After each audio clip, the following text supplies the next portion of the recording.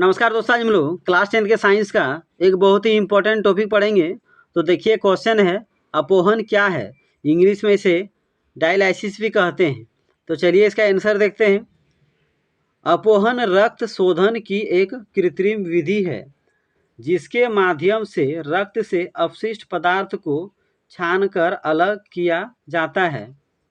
तो अपोहन क्या है? अपोहन रक्त को शुद्ध करने का एक कृत्रिम विधि है, आर्टिफिशियल तरीका है, प्रोसेस है, जिसके माध्यम से रक्त से गंदगी को या अपशिष्ट पदार्थ को छानकर अलग किया जाता है। इस तरह भी लिख सकते हैं, अपोहन रक्त से अतिरिक्त अपशिष्ट पदार्थ को हटाने की एक कृत्रिम प्रक्रिया है।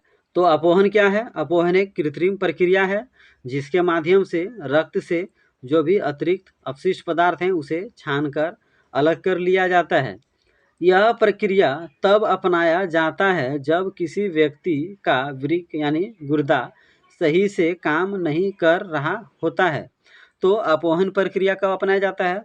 जब मान लीजिए कोई आदमी है, कोई मनुष्य है, उसका किडनी जो होता है या किडनी वृक्क गुर्दा सही ढंग से काम नहीं कर पाता है, तभी अपोहन विधि का सहारा लिया जाता है। आप जानते हैं किडनी का क्या काम है, वृक्काणु का क्या काम है?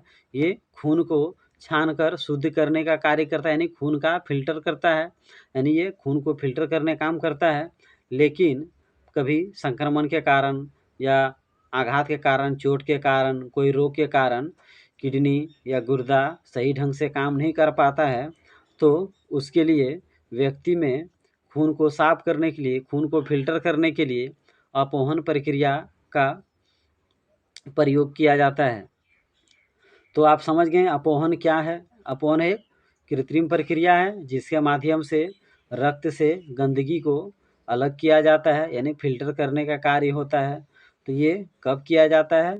तो जब किडनी वृक्क सही ढंग से काम नहीं कर पाता है, तभी इस प्रक्रिया का उपयोग किया जाता है। इंग्लिश में इसे डायलिसिस भी कहते हैं। तो जब भी क्वेश्चन आए अपोहन क्या है, डायलिसिस क्या है, अपोहन किसे कहते हैं, तो आप इस तरह आसानी से लिख सकते हैं।